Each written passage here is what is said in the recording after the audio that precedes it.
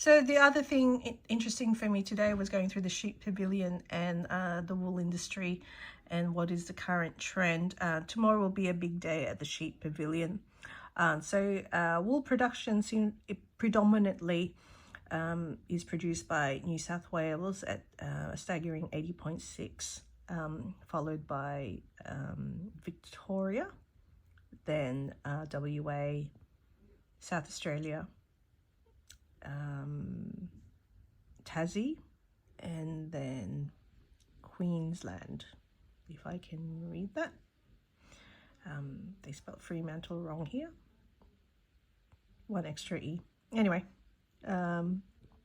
so this is just some annual figures on total value of wool traded.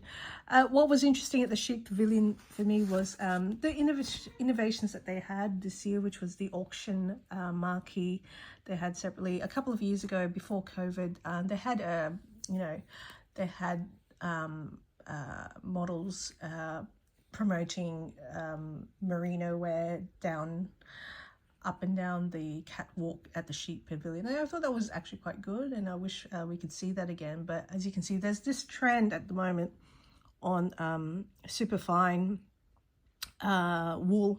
So like the auction that was going on, it was most of the popular bales were going between 14 to 24 microns. So that's the current trend with merino. So the fiber, the thinner the fiber, the better it is currently for the industry. So cashmere is the same, vicuña is the same. So there is that trend to go super fine and having as thin a fiber as possible. Almost, I suppose, even competing towards silk and other natural fibers. But that's the trend at the moment. And the breed that was on show today just showed, how you breed sheep to produce such superfine wool. And, being a natural fiber lover, there are a lot of fashion houses and manufacturers there that do focus on such thin fibers. It's amazing how that innovation has come about from the stereotype of wool being so itchy. Now it's almost like silk.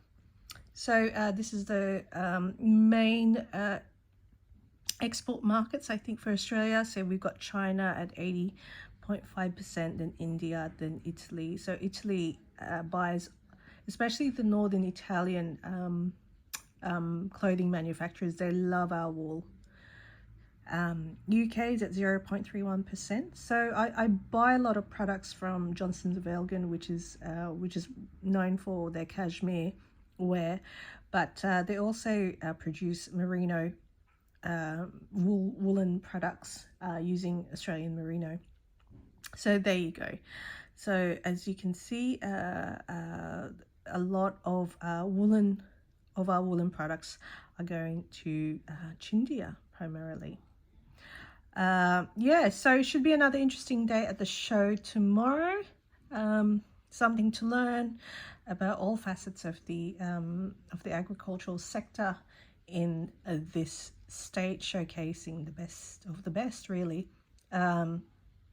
Today was also the last of the beef cattle competition, which I didn't go much into because the first few days I'm usually out and about in the arts and crafts pavilion.